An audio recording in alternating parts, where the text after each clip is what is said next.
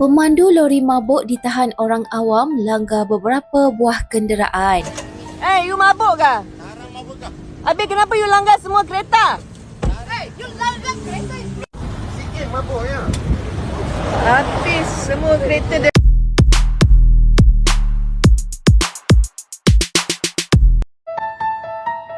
Seorang pemandu lori disyaki mabuk ditahan oleh orang awam selepas melanggar beberapa buah kenderaan di Petaling Jaya, Selangor. Pemandu lori terbabit yang cuba melarikan diri dikejar orang awam selepas didakwa mengekori kereta pengiring polis lalu melanggar beberapa buah kenderaan. Pemandu itu akhirnya berjaya ditahan selepas melalui Plaza Tol Subang di hadapan Cheetah Mall, namun dua orang lagi rakannya berjaya melompat keluar dari lori dan melarikan diri.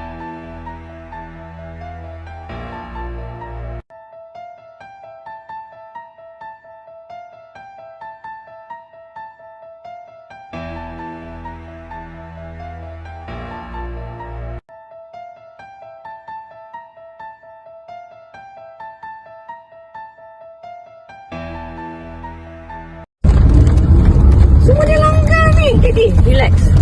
You jangan lagi tambah aksiden langgar you.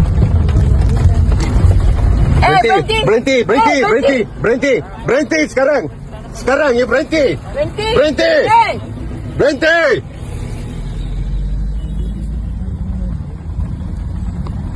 Semua dah langgar ini.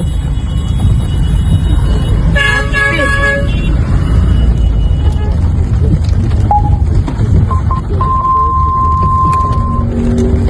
Hey. This guy has crashed so many cars including mine. Oh, dia langgar semua kereta.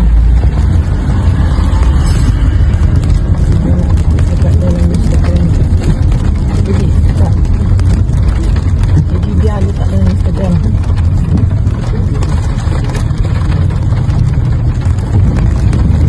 Kereta ni dia langgar semua orang punya kereta habis. And my car also kena langgar dengan this Indian guy. WE boy. Suruh dia berhenti, dia tak nak berhenti. Suruh dia berhenti, dia tak nak berhenti.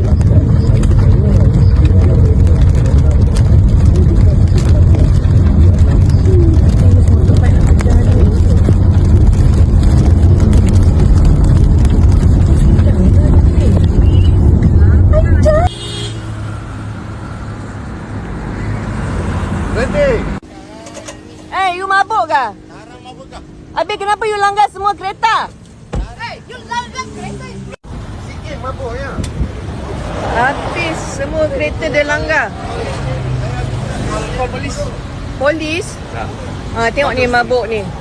Dia tak boleh berdiri tegak pun. Ya. Habis ya Allah ya Tuhanku kereta ai. Ya Rabbi ya Allah. Saya kejar dia lah dari tadi. Saya pun kejar dia. Memang dia tak ada langgar saya nampak. Memang dia mabuk, tengok dia tak boleh berdiri.